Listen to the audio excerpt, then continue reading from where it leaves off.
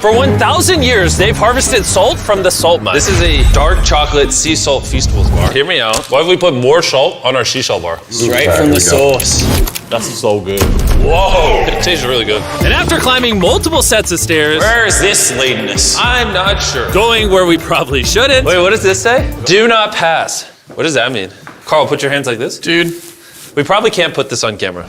As eerie as those tunnels were, the creepiest were still yet to come. But for now, we headed back to camp. As you can see, Gideon joined us in the bed ring. Tomorrow's gonna be a fun day. We have a super special guest. We'll see you in the morning.